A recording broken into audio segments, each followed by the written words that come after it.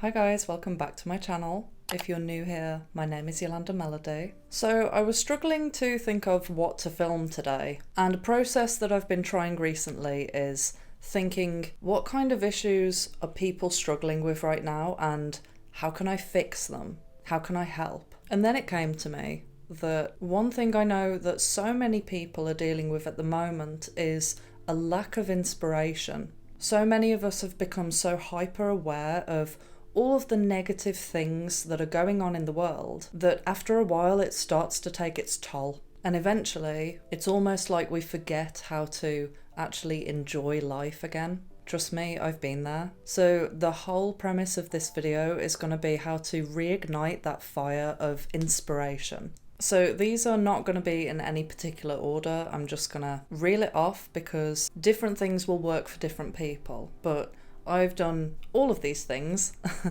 and can say that all of these things have helped me. So if you're feeling like your life has become like Groundhog Day, it feels like every single day all you're doing is completing tasks that need to be done, to go to sleep, to wake up, to do it all again.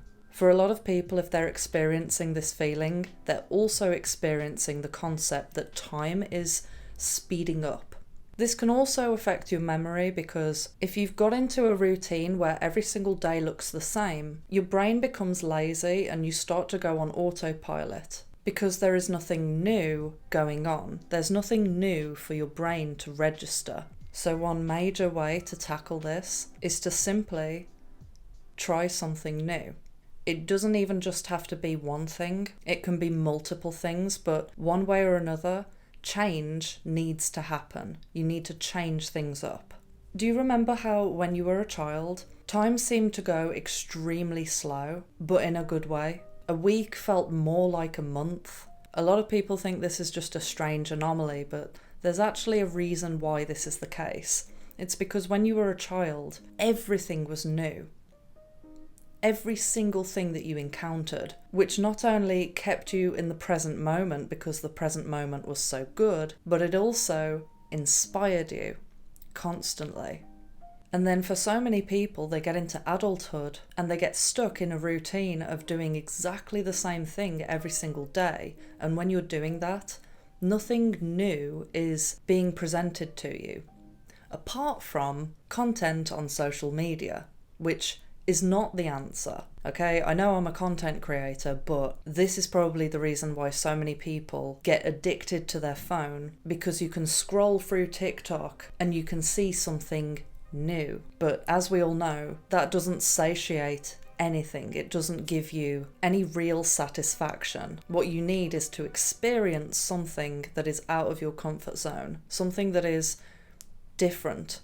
It doesn't even have to be something wild. I never used to think that walking was an interesting thing to do at all. I kind of looked at it as a bit of a pointless venture. For 4 years, all I did was lift weights, and I thought, if it's not growing my muscle, then what's the point in doing it at all? I just generally thought that going for a walk was just a waste of time. But when I started going on this whole newness journey, I thought, okay, I'll do something different. I'll go for a walk. I'll see what it's all about. And it really did help to spark my inspiration. It doesn't have to be anything big. It could be going to a dance class, even just going to an environment or a place that you've never been before. Something as little as that can get you out of your head. And another thing that can really compound that is if you change up your routine, especially if you change it up to something that you've never done before, something, again, that's completely out of your comfort zone. So as you guys know, I've been saying for years that I've always been a night owl, and I do feel like there is something integral in me that is naturally a night owl. But I started to get to the point where I was getting sick of not feeling like I have enough hours in the day to do what I need to do. And for me, I really did struggle to wake up early in the morning. Like, I think it was a deep psychological thing where I told myself, I cannot wake up early. I just am a night owl. That's me. But then I started telling myself, no, I wake up early. I like to go to bed at 11 p.m. I just decided to change the story that I was telling myself, mainly because I wanted my life to feel different. I wanted everything to feel different. And it didn't take much of reaffirming that to myself for me to actually implement that and change. But I can say that waking up earlier just felt different. I changed up my routine. I started going on the spin bike nearly every morning. And at first it felt really strange, but it was like a good kind of strange. But you can do this in so many different ways. You could go to work a different way. Like instead of taking the main road, you could go the scenic route instead. You could even move your furniture around, because periodically I've done that from time to time, and instantly it makes everything feel different. And I feel like it also signals to your brain that you are in a new phase now. It amplifies the difference between how you felt before, which was uninspired, in a rut, etc. You now have a visual cue that shows you, oh, we're in a new phase now.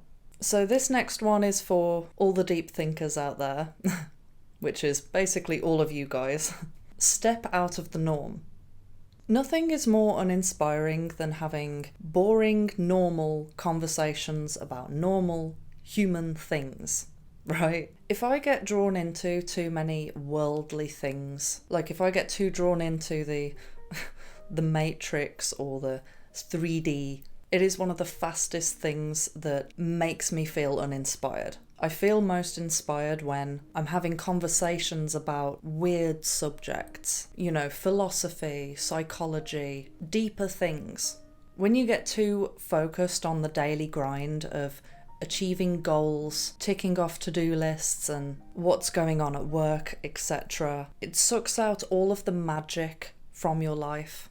When you start looking through things with a very masculine lens, the more practical, logical side of your brain, it starts to make you feel like you're just a robot that is here to achieve things and then die. You completely forget to have fun, be playful, think outside of the box. You see things through a different lens. You could see it like there are two worlds. You've got the world that we live in, the 3D as people like to say, but then you have the spiritual ether world, where there are no limitations, and that's the world where all of the beauty and the inspiration comes from. And what really pisses me off is that when we were all little, do you remember being in school and the teachers would perpetually say, "Stop daydreaming," right? I had this said to me all the time because when I was little, I was always in my imagination. And thankfully, being a creative and a content creator, I have to keep exercising that muscle. I'm always having to go into that other world, the spiritual world, in my mind to get all of these creative ideas. And what this world tries to do is it tries to crush that connection. I listen to people have conversations, and there's a limited amount of subjects that most people are comfortable talking about, and it tends to be where they're going on holiday next, how their job is going, what's going on with politics, what they've seen on the TV. And you can see so often that people start getting drained because there's only so far you can go with talking about these things. So when I see this happen, I tend to try and come out with just a really out there statement when I'm talking to people, or I try and drive the conversation in a different way. For example, most people when they first meet someone, one of the first questions that comes out of their mouth is, "What do you do?" As in, what's your job? And I've spoke about this before, I think this is actually quite rude, and it doesn't really have anything to do with that person. For most people, their job is just the way that they earn money, and a lot of people aren't even happy with their career choice anyway, and it has nothing to do with who they are as a person. So what I instead like to ask is, what are you passionate about? That kind of question is far more inspiring. You'll probably get a much more high energy out of the person, and that question will lead to you getting to know them better on a personal level. Kind of went on a tangent there, but you can be in the world, but don't be of the world. For me, when I think too much about this physical world, I feel an enormous amount of pressure, and I think we all feel this because we're human and essentially we're always fighting to survive. We all have this pressure that we have to keep making money. We all have responsibilities that have real life consequences, and if you get too roped into that pressure, it will just dim your light completely. This is why I don't really understand why there's so many people out there that get triggered by spirituality and spiritual concepts, because it's so freeing. It's so freeing to know that this is not the be-all and end-all. There's a whole other world that exists, and this life really is just a temporary opportunity for us to experience being human. So one thing that I've been doing more and more and more is daydreaming. Fuck what the teachers say. They don't know what the fuck they're talking about. Your imagination is such a powerful tool, not only just to increase your well-being and your sense of purpose, everything seems more magical, but also it strengthens your intuition, you feel more spiritually connected, and the better that you can imagine things, the better that you can manifest. I'll probably elaborate on all of this and do a whole video about this subject because it's a great subject. And the next thing that I think can really re-inspire you is absorb more art. Listen to music, watch films.